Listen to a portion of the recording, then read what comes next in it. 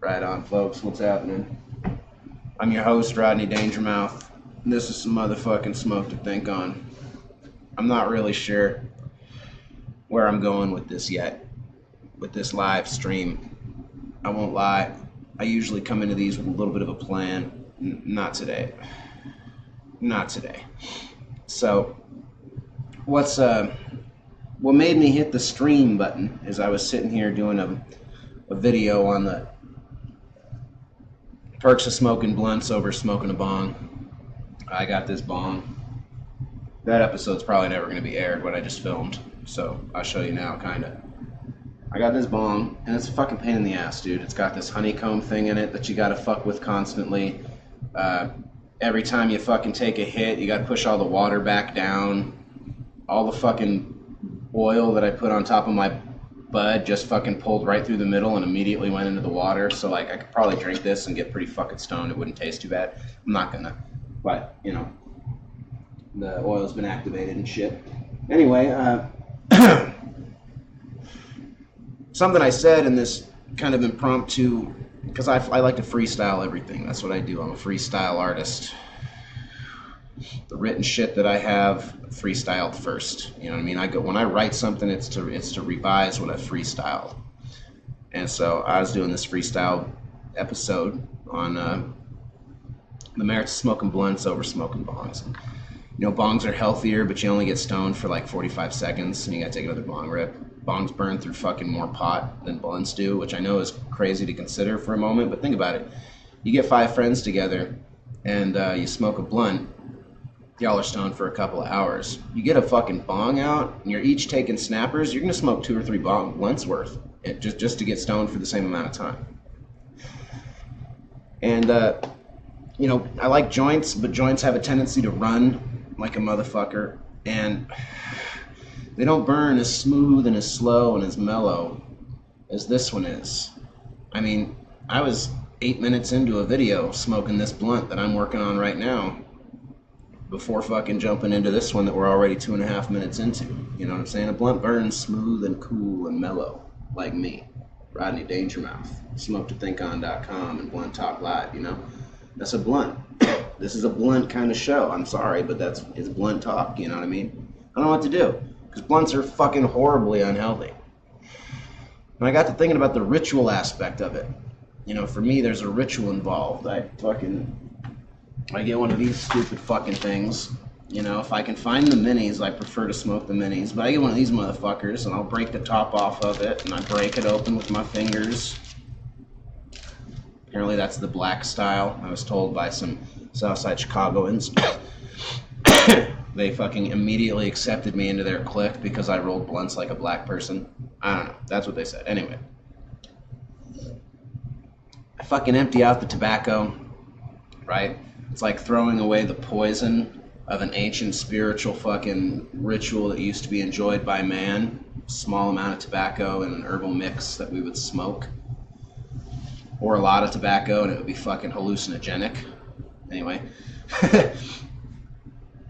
And I throw the guts out, and then I fill it with something with a more pure and spiritual element to it, something that feels more in tune with nature, with pot, right? And then I lick it together, you know.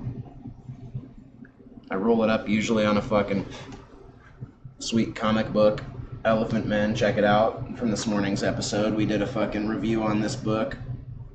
I got my camera all flipped around so you can read it anyway. I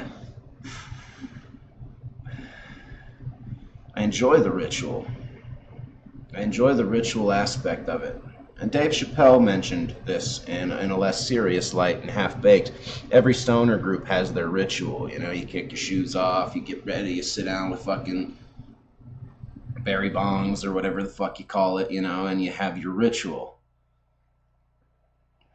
Now, this is something that I feel like we've lost as a species that used to maintain our core defense mechanism against extinction. You see, human beings really don't do much in way of physical evolution. I mean, we do some. Don't get me wrong. You can see patterns with teeth and changes in jawbone structure with food and time and things like that. But I mean, by and large, I mean, we ain't fucking developed a second set of arms to make manufacturing shit easier. We built fucking robots. We we look at problems with our physiology and we find technological ways to solve them. We built houses when it got cold. We learned to make fire. We learned to cook food when vegetation was less and we needed to sustain ourselves on fatty tissues and some meat proteins. Sorry, veggie fucking vegan people. I mean, it's them's the breaks, you know. But we developed technology to conquer our physiological downplays. And it's allowed us to, in some ways,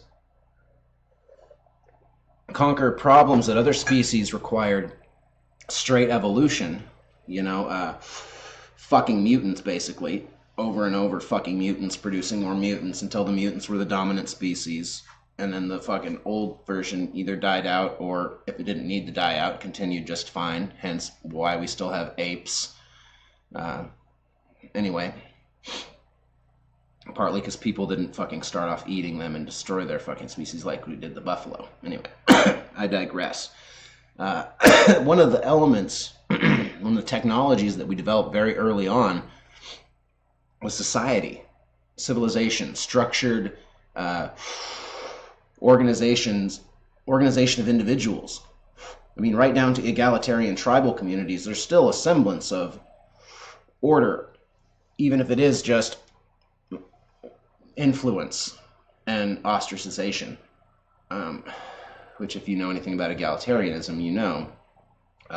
There is no king, each man is his own king. There's only influence and